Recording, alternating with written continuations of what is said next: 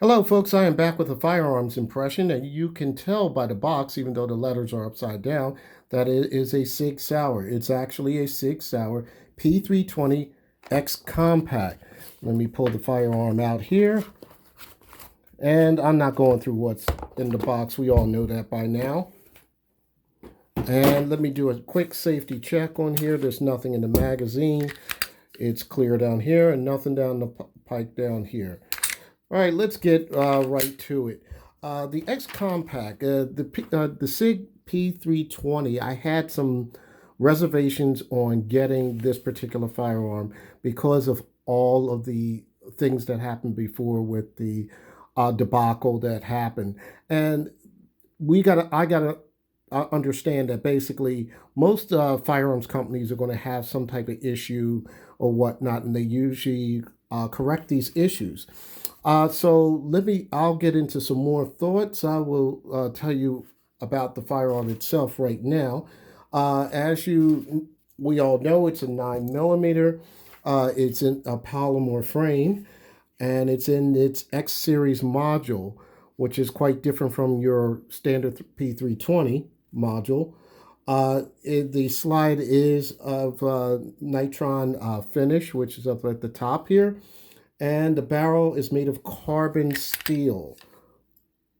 It has a 1913 Picatinny rail for all your accessory needs, as well as a barrel length of 3.6 inches. And the overall length is going to be 7.0 inches. The width is going to be 1.3 inches. The height is going to be 5.3 inches. And the weight is going to be 25.3 ounces. This firearm, like I said a moment ago, I had some reservations on getting this firearm because of the debacle that happened, and I didn't like the quality of the P320s. The original P320s, the grip module. I was at a firearm store, and let's say the gun store salesperson, he pointed out to me that he put his fingernail out there, he scratched on there, and the module was easily able to be scratched, and also that particular model also, when you pressed on the side of the module where the magazine is, it flexed a bit. So what I did was I backed away from it for several times. When they started coming out with their X series, I started to know that the X series modules were made different. You had a better purchase in this area, and then the back strap and the front strap. On this particular one, you see there's a kind of like a grip right in here, or what the Glocks used to have, where they had the finger grooves. But this is the kind of finger groove that goes up underneath the trigger guard, so it would be something like a undercut, where most people with Glocks, they usually Dremel. So this would give you a decent purchase. Uh, Other things about this firearm, this firearm is able to accept a uh, Delta Point Pro optic on top, which is a really good thing, is because a lot of firearms are going the optic route. The one complaint I guess other people would have is that once you take this optic off, you will not be able to co-witness with sights, co-witness with the optic and the sight. And I can understand that being for some people's complaint, because they're going to say, what if the optic goes down or whatnot? Well, I have a Glock 41 in the MOS version, and I do well without suppressor height sights or co-witnessing sights.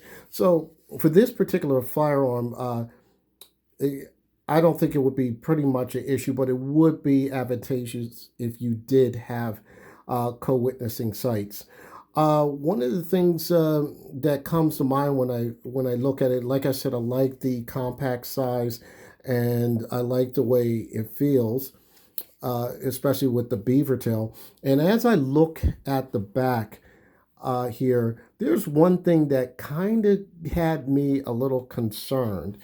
And I'm going to show this to you. Let me, because I'll be racking the slide a little bit. Now, when the slide is racked, I want you to look very closely at this area right here. And as I pull the trigger, the slide is going to ever so slightly move. You see how the slide moved up a little bit. I'm going to do it again. And watch the slide move towards, it would be going this direction. Watch the slide move. You see that little movement right there? And then that happens. I'll do it again. Hopefully you'll be able to see this real good. The slide's going to actually move a little bit forward. It didn't do it that time, but it moves ever so forward right there. And I've noticed that it's not just on this particular firearm. I've been to several firearms shops, and I've been, like I said, I've been looking to either buy it or not. So going to different various firearm stores, yeah, it happens on every one. Apparently, it's not an issue, but it is kind of alarming that you do see that at first, and I was curious to what that was about. The takedown is very easy. If you're familiar with SIGs, especially with the P320 lines or P226s, you bring that lever down and you take that, you pull that off, and you do not have to pull the trigger. Now, while I had the slide off, as you see, there's a dual captive spring here, which is really good. And I'm going to try to get the barrel and the assembly out. And that's what it pretty much looks like underneath here. Like I said, it is a carbon steel barrel at 3.6 inches. It should give you long lasting life. One thing about with this optic here, when you want to put most firearms, they have the optic where you screw from the top, you use your screwdriver and go from the top. The one part that could be a downside is that you would have to take the slide off and go underneath at the bottom here. Now, what you would have to do first, if you want this, now this is a two-piece section right here. And being a two-piece section, this is the plate on top here, the cover plate, and this is obviously the sight. And as you see here, this is your chamber indicator. Now, there are three separate pieces. What you would have to do first, unscrew this right here. Now, I cannot show you real good because of lighting and so forth, but you take an Allen wrench, you unscrew that right there, but you cannot, on this particular hole right here, you cannot get your Allen wrench in here. First, you will have to push this in. This will be part of your extractor pin. Push this in, pull this piece out, similar to how a Glock works, and you will be able to pull out your firing pin mechanism, and at that point, you'll be able to have this extractor out, and then you'll pull that extractor out, and you're able to reach that screw. You unscrew that. Like I said, the sight comes off first and then the plate, but you have to be very careful with taking this plate off because you don't want to mess around with the loaded indicator right here, the loaded chamber indicator, because there's a spring under there. So do this very slow and very gently. If you want a good view on how to do this as a tutorial, look at Justin Opinion's video. It's very detailed on how to take this apart and put that on, and it takes a matter of seconds. And then you just put your Leopold delta point on, screw at the top, and so forth. And you just put it back as normal. The firearm itself, like I said, I did have my reservations because of all the issues in the past that the P320 had, and that was like I said, it just bothered me on probably some nitpicky things that was going on. Now, the other thing I wanted to talk about regarding this particular firearm is with the P320 incident where they had the drop issue is because of the weight of the trigger. Now, this was explained to me by the store uh, salesperson. They said basically, and probably through other things I've read also, it's by if it landed on a certain angle that it would discharge. And they said basically is because of the weight of the trigger. So on the versions, there's it's different from your standard P320 triggers, and then they changed the trigger because the weight of the trigger would discharge the firearm due to the inertia hitting the object or whatnot. Now, let me show you on this. This is also safe and cleared as well. This is the Legion single action only. Now, what you're going to notice on this trigger, see how this trigger on this is a solid trigger right here. And that's what you see here, a solid piece. Now, this is going to be a weighty trigger. So I thought this trigger was also in the X-Tax, and actually it's not the same trigger, it's just styled that way. So if you look at the X-Tac very well, you'll see that there's the trigger face here, and the back here is pretty much hollowed out.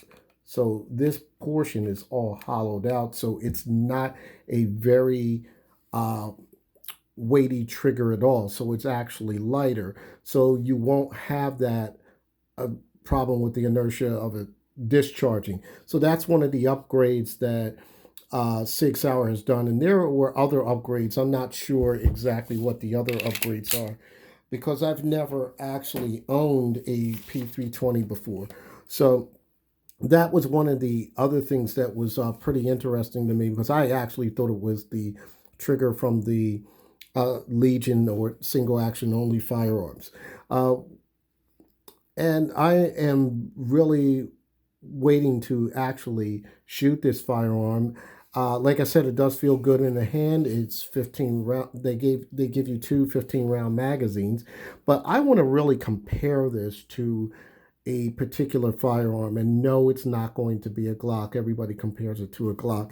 I think this is much more comparable to the VP9 SK, the H&K VP9 SK, because they're similar in size and dimension. Now, you're probably saying, well, that one has only a 10-round magazine. Well, I have the extended magazines, the 13-round magazines for that HK, and that would be basically closer to what this is and similar in size. And the reason why I chose those two particular together because the trigger on this is really good. It's a really gives you a really good feedback. Now, when you pull the trigger, like there's that little bit of take up here, you pull the trigger and that's it. Here's your reset like that, and then you can fire again. Now the trigger is, to me, feels as good as the HK VP9 SK. So that's another reason why I want to do a comparison between those two. So my review and the comparison, I'm just going to do it all in one day so I can test out how this shoots. I'm going to I will get an optic later. I'm debating on whether or not to get an optic later. I do have a holster for it now. There is a hole on my other video. I purchased a firearm where it was hard to get a holster, but I was able to get a holster that gives this extra area clear, so you can have this in a holster, in the pants holster, with an optic on it. So that was a plus. I'm going to also be testing some ammo. This ammo I got from I got this from um, a gun store called King Shooter Supply, and they're in King of Prussia, Pennsylvania, a little bit outside of Philly, and they're really nice people over there. And not only that they sell firearms, they actually do guns, a lot of gunsmithing there. They actually also make ammunition, and this is some of their ammunition that they make. The reason why I went with this ammunition is because I go to my neighboring state in New Jersey, and if I carry over there, I cannot carry hollow points. So these are uh, tipped full metal jacket rounds. Well, it's not. It's jacketed with polymer on the outside, and the bullet is the actual projectile is lead. So I'm going to be testing this in the variety of firearms. I'll be testing them in this particular firearm as well as my Glock 43X and 48. And I'll be testing those because I don't want to violate any laws in New Jersey or anything of that nature, because you can get arrested for having the hollow points in the magazine. From my understanding, I don't want to keep playing around with what the laws are over there. So if you know anything about that, or don't know anything about that, check the local laws over there. I don't want to steer anybody wrong, but I do know hollow points are pretty much a no-no over there. So I got a box of these, so I'm going to run a couple tests, like I said, through this. Maybe I'll run it through the VP9 as well, since I'm taking that. And these are, like I said, the actual place, King Shooter Supply, they actually manufacture on their premises, and it's poly coated. This is the 124 grain round nose, and let me see. I think they had what the speed was on here. Oh, here it is. 1,085 feet per second. So that's not bad. So, and it's at a pretty decent price for a box of 50. The Here is their other ones I'm going to test out, because I will probably also take the Smith & Wesson M&P Shield 45. So these are 230 grain. Same thing with the poly coat right here. And I'll be testing these out in various couple different 45s to see how they stack up. And this is, like I said, 230 grain. And it is at a slow rate of speed of 770 feet per second. So usually, when I usually like to purchase ammo, I usually, is particularly in 45, I like that speed to be anywhere between like maybe 850, 880 feet per second, somewhere around there. But this is a little bit less than the speed I like, but we'll see how that works out. So that I will be testing, and I'll be testing this. And all I have to say at this point is happy shooting, stay safe, #2A.